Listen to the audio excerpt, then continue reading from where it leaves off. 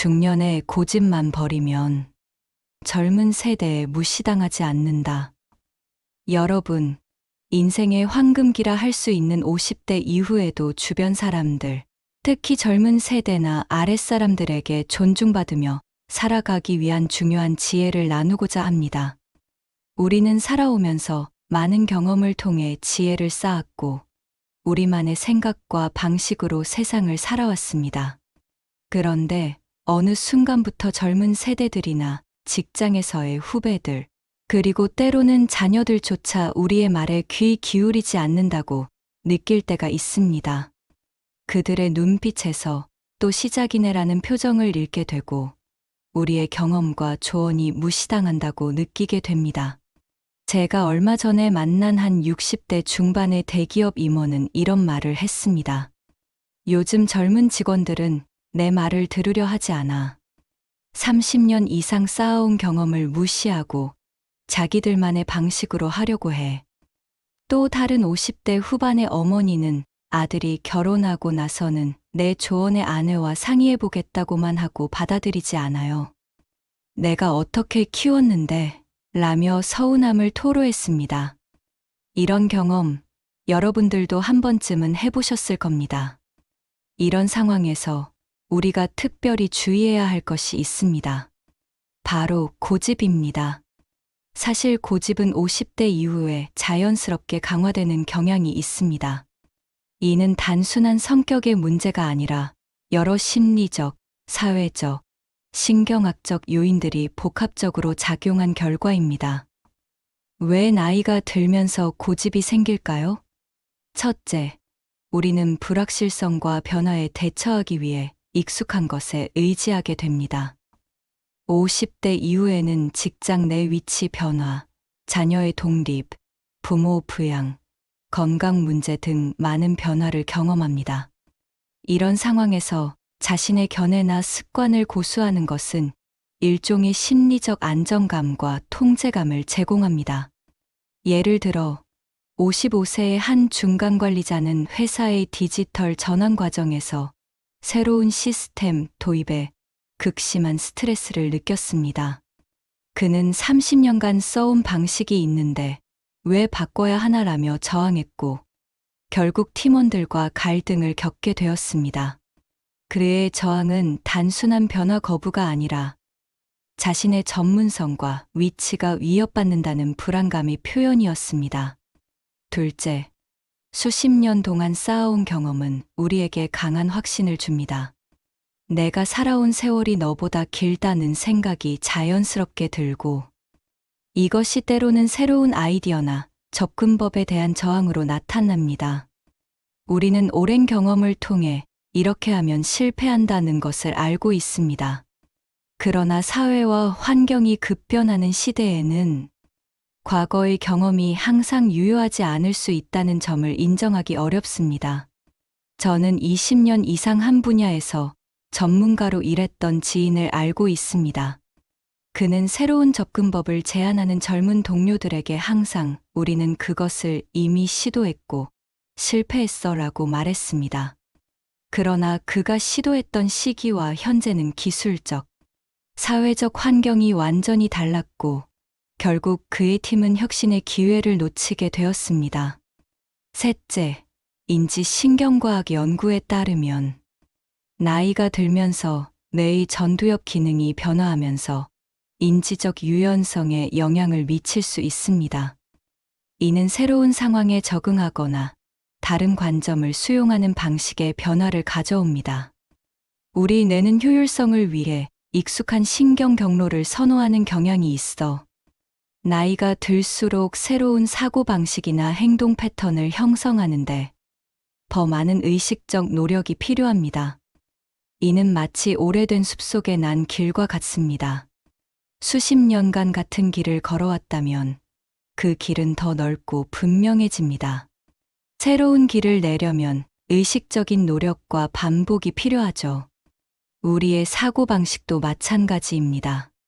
하지만 이런 자연스러운 변화가 고집으로 발전할 때 우리는 아랫사람들에게 무시당하는 상황에 처하게 됩니다.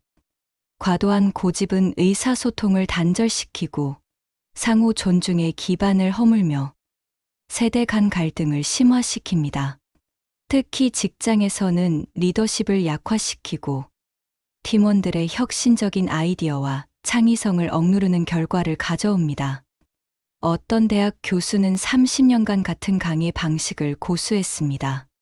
학생들이 온라인 자료와 상호작용적 학습 방식을 요청했지만 그는 내 방식이 검증된 최선의 방법이라며 거부했습니다.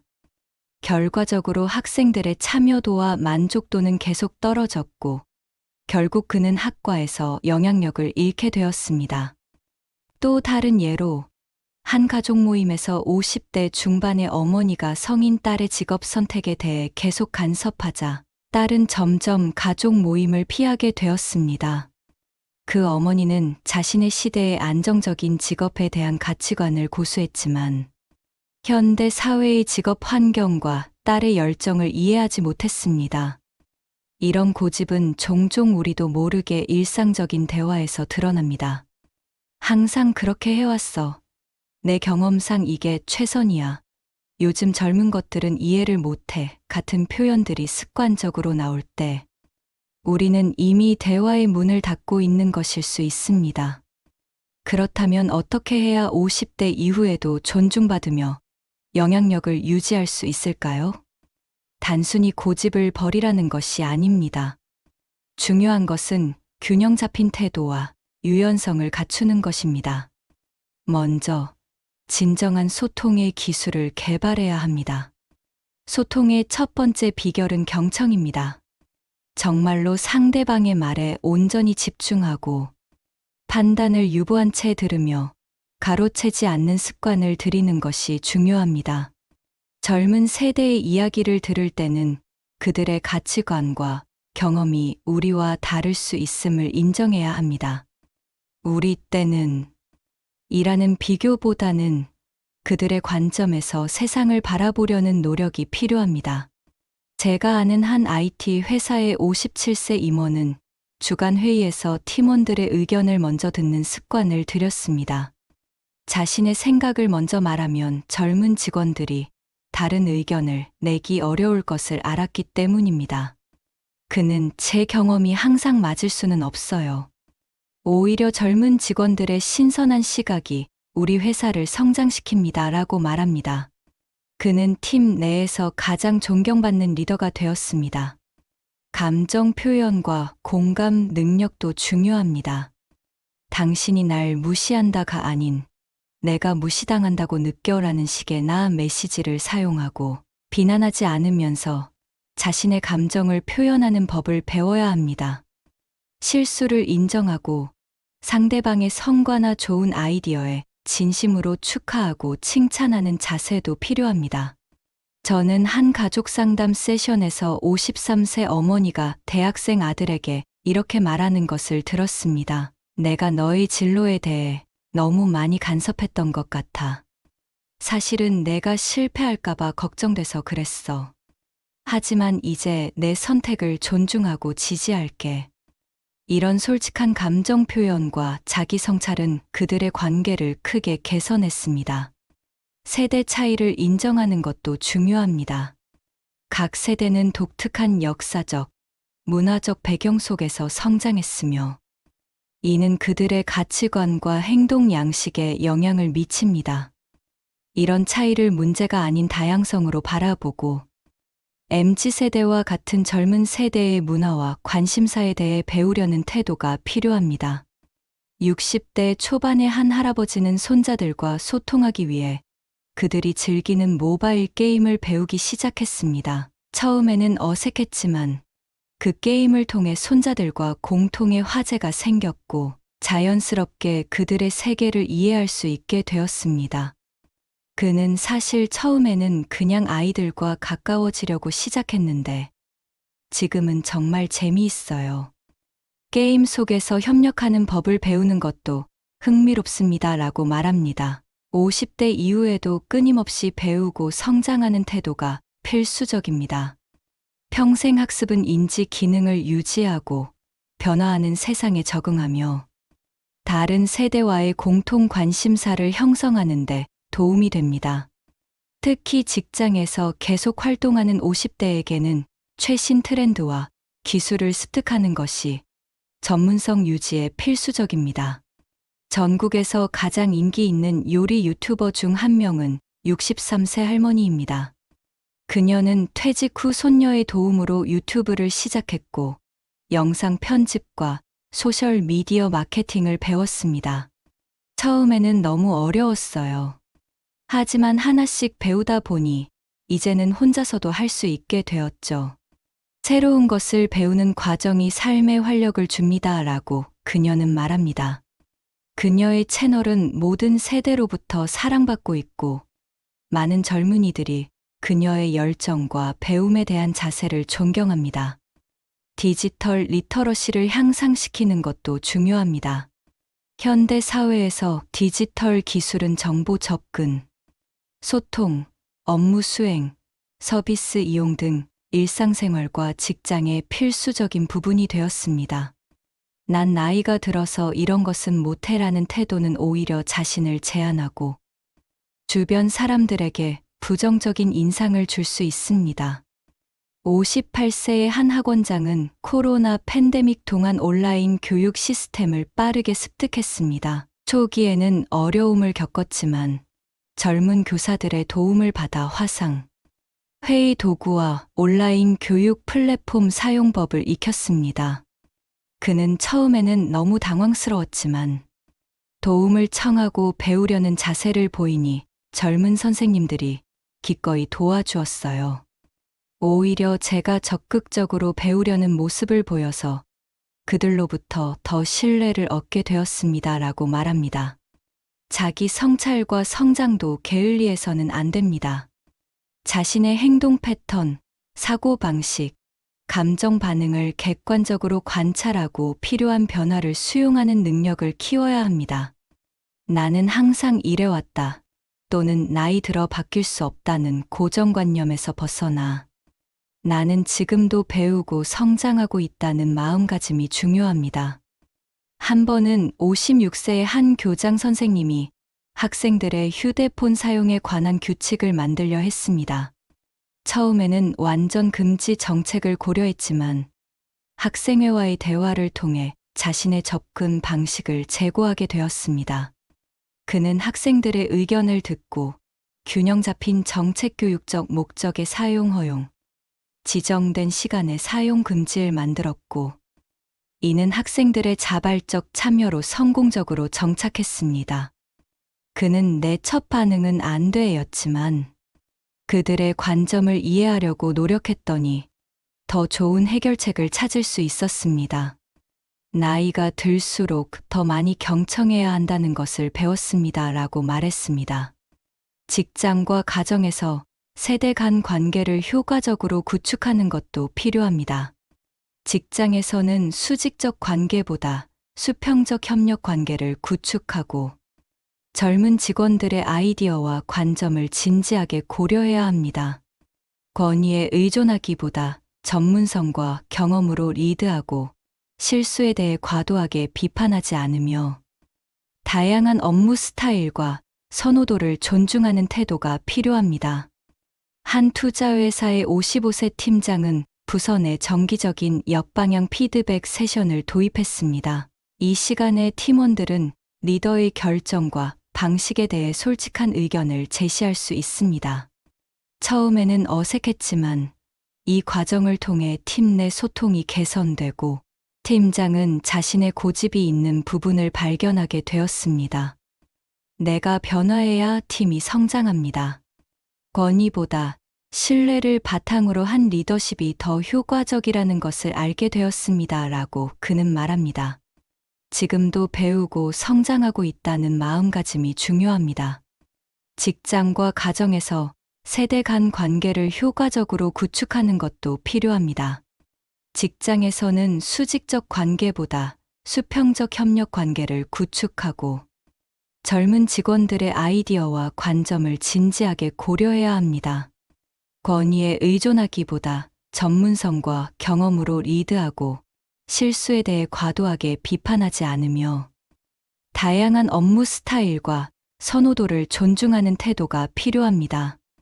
가정에서는 성인 자녀의 독립성과 자율성을 존중하고, 손주들과의 관계에서도 옛날에는 일하는 식의 비교나 잔소리가 아닌 그들의 세계를 이해하고 존중하는 태도를 보여주어야 합니다.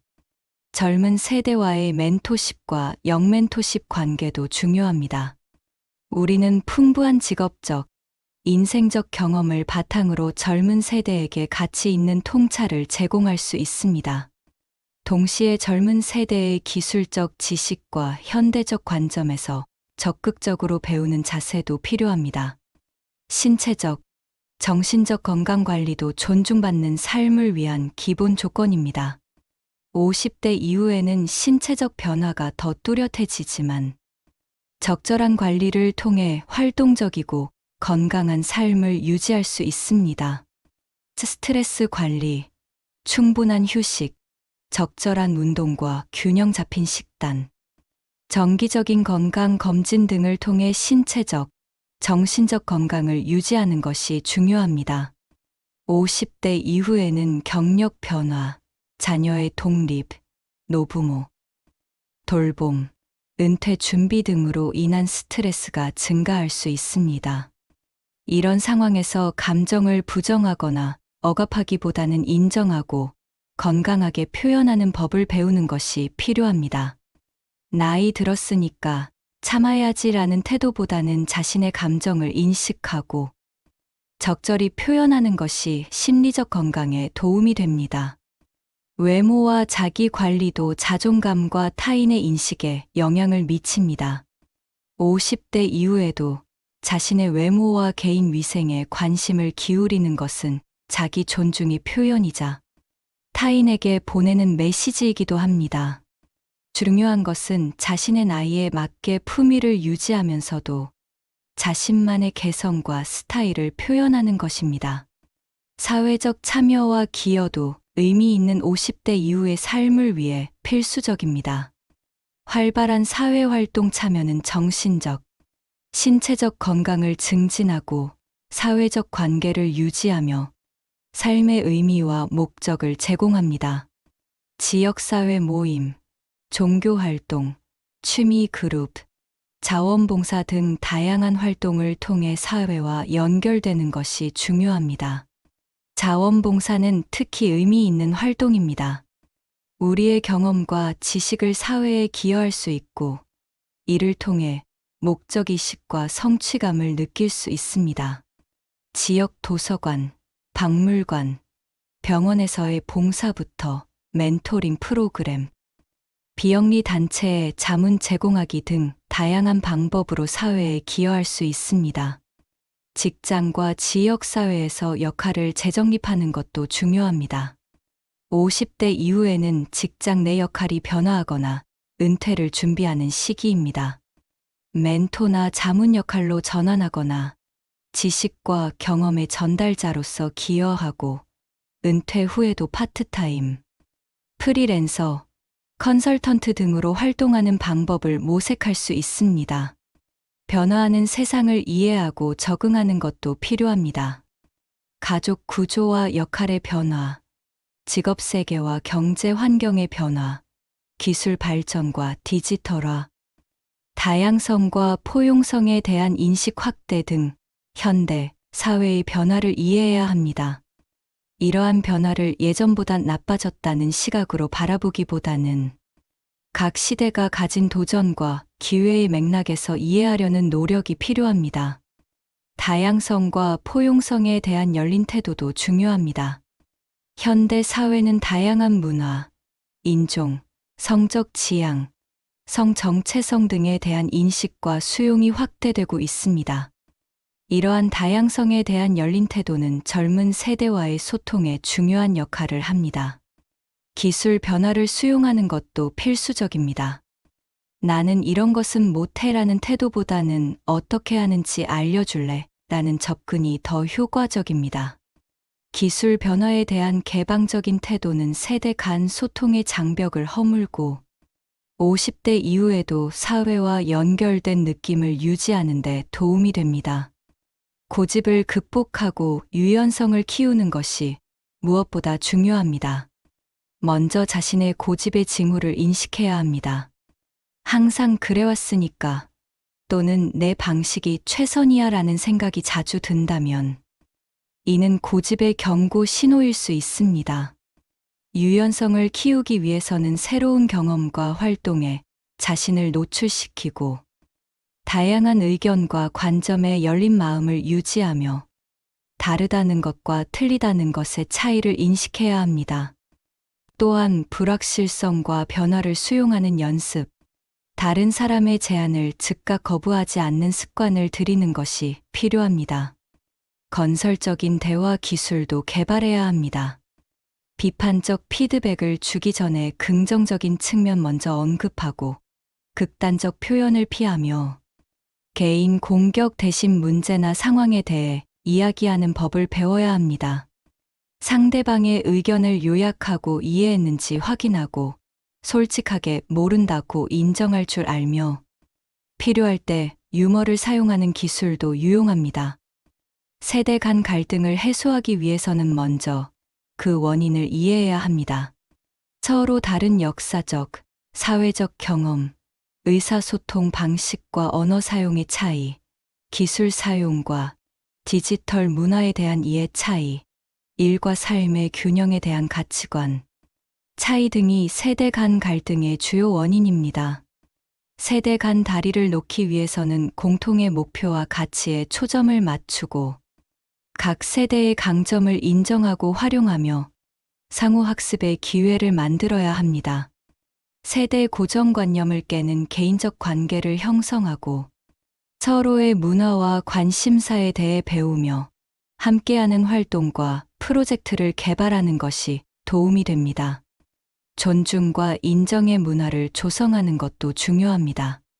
모든 세대의 의견과 기여를 존중하는 본보기가 되고 세대 차이에 대한 유머와 관용을 유지하며 성과와 노력에 대해 세대, 구분 없이 공정하게 인정해야 합니다.